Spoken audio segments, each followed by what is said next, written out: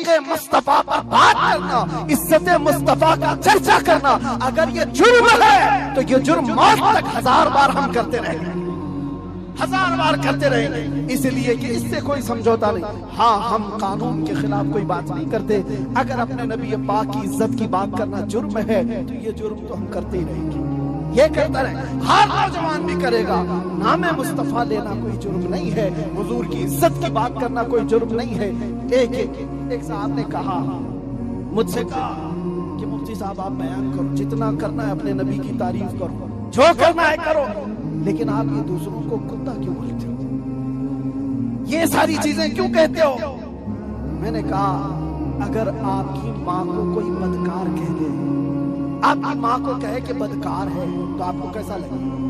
وہ کھڑے ہو گئے، کہا میری ماں کو کیوں مثال میں لا رہے ہو، آپ میری ماں کے بارے میں مثال کیوں دے رہے ہو؟ میں نے کہا ابھی تو مثال ہی دیا، گالی نہیں دیا، خالی مثال، سپوز، ایگزامپل، اس پر آپ اتنا بھڑک گئے۔ یاد رکھو میرے عزیزوں، آپ اپنی ماں سے جتنا محبت کرتے، کروڑوں ماں سے زیادہ ایک سنی عاشق رسول اپنے نبی سے محبت کرتا۔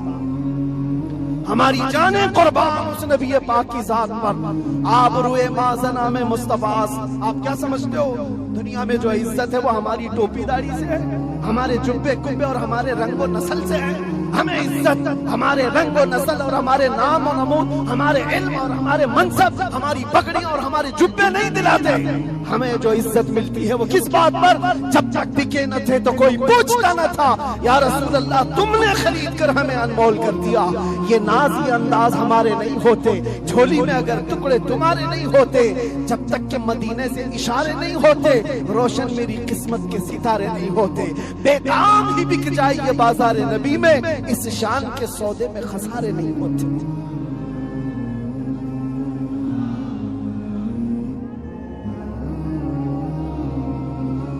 بات میں ابھی ختم کرنے آ رہا ہوں، بس آپ اس بات کو اندازے میں رکھو میرے عزیزوں۔ دنیا میں بہت آندیاں ہیں، بہت طوفان، اور لوگ کہتے ہیں حالات صحیح نہیں ہیں، حالات صحیح نہیں ہیں، اسی لیے ایسے چلنا چاہیے۔ حالات تو حضور جب اعلان نبوت کیے تھے اس وقت سے لے کر اب تک کبھی صحیح ہوئے ہی نہیں، کبھی صحیح نہیں ہوئے۔ کیا بدر میں حالات صحیح تھے؟ احد میں حالات صحیح تھے؟ خندق میں حالات صحیح تھے؟ خیبر میں حالات صحیح تھے؟ فتح مکہ میں حالات صحیح تھے؟ کربلا میں حالات صحیح تھے؟ کبھی نہیں ہوئے۔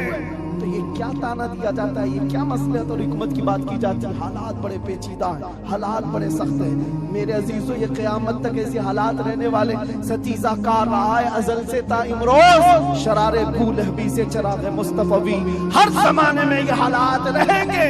عاشق مصطفیٰ کو انہی حالات میں پرچم رسالت بلند کر کے رکھنا ہے۔ وہ صحابہ سے پوچھو جو نکل پڑتے تھے، پیروں میں چپل نہیں اور کپڑوں پہ پیوند لگے ہیں، ایک کھجور کی گٹلی پر پورا دن گزار لیتے تھے، فاقہ کش تھے، لیکن ان سے پوچھو کیا ان کے لیے حالات صحیح تھے؟ جب افریقہ جا رہے تھے، جب یورپ کی کلیساؤں میں اذانیں دے رہے تھے، افریقہ کے تپتے ہوئے صحراؤں میں نام مصطفیٰ بلند کر رہے تھے، ان سے پوچھو حالات صحیح تھے؟ وہ کہیں گے کہاں کے حالات صحیح تھے، اس وقت بھی حالات صحیح نہیں تھے، لیکن اس کے باوجود ان صحابہ کا حال یہ تھا، دشت تو دشت ہے، دریا بھی نہ چھوڑے ہم نے، بحر ظلمات میں دوڑا دیے گھوڑے ہم نے، آ گیا عین لڑائی میں گر وقت نماز، قبلہ روحوں کے زمین بوس ہوئی قوم حجاز، ایک ہی صف میں کھڑے ہو گئے محمود و ایاز، نہ کوئی بندہ رہا نہ کوئی بندہ نواز۔ یہ صحابہ کا مسلک تھا، ان کا معمول تھا، ٹل نہ سکتے تھے، جنگ میں اڑ جاتے تھے، پاؤں شیروں کے میدان سے اکھڑ جاتے تھے، حق سے سرکش ہوا کوئی تو بگڑ جاتے تھے،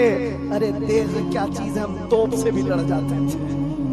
عزیزان گرامی، آپ مضبوطی پیدا کرو نام مصطفیٰ کے ساتھ۔ اعلیٰ حضرت کی ایک بات بڑی پیاری لگی، آپ بڑے پریشان تھے، اور یہ بات میں آپ کو بتا کر چلوں، جو اس حق راستے پر آئے گا اسے سمجھ کر کے چلنا پڑے گا، کانٹوں کے راستے ہیں، ایسا نہیں کہ ہر جگہ پھول سجائے جائیں گے۔ لوگ یہ سمجھتے ہیں ناموس رسالت کی بات کریں اور پھر حلوے پراٹھے کھاتے رہیں اور ہم نذرانے لیتے رہیں لوگوں کے ہاں جا کر کے۔ لوگوں کو ایسا لگتا ہے، آج میں اس بات کی وضاحت کرتا ہوں، واللہ باللہ تاللہ کبھی مجھے فقیر کی کبھی یہ خواہش نہیں ہوتی کہ لوگ میرے نام کا نعرہ لگائیں، کبھی نہیں۔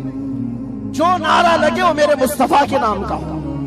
हमारी अपनी कोई इज्जत नहीं है, हमारा इस्तेकबाल करना कहीं पर किसी के लिए वाजिब नहीं। आपकी मोहब्बत सर आंखों पर, लेकिन मैं इसका आशिक नहीं और ना ही इसका ख्वाहिशमंद, ना ही बुलंदो बाला इस्तेकबाल के साथ बड़ी गाड़ियों में आना, ये ताम झाम कभी मुझे इस चीज की ख्वाहिश नहीं रही। और अगर ऐसी ख्वाहिश होती तो इस गली में आकर के आपसे बयान नहीं कर रहा होता। हमने लाखों का मजमा भी देखा है, लेकिन एक बात है, इस रास्ते पर चलने वाले को ये सोच करके चलना होगा कि आजमाइश होगी और इम्तिहान होगा। कई मर्तबा दौलत से खरीदे जाने की कोशिश की जाएगी, माल और मनसब दे करके, या कभी हुस्न और शबाब दे करके, या कभी मौत की धमकी दे करके। ये सारी चीजें हमने देखी हैं अपनी जिंदगी में, बहुत छोटी जिंदगी में मौत की धमकी भी दी गई है। और मुझसे ये कहा गया था कि अगर छूट गए तो ये समझ लेना कि दूसरा अवतार मिला है आपको। हम तो खैर अवतार देने वाले तुम नहीं हो, रज़्ज़ाक़ हकीकी अल्लाह रब्बुल इज्जत, जब तक वो न चाहे तुम्हारी सारी कायनात मिलकर के मेरा बाल बेका नहीं कर सके। और अगर अल्लाह तबारक व तआला चाहे तो मच्छर और चूंटी से भी मौत हो सकती है, अल्लाह ना चाहे तो मोदी योगी से भी कुछ नहीं होता।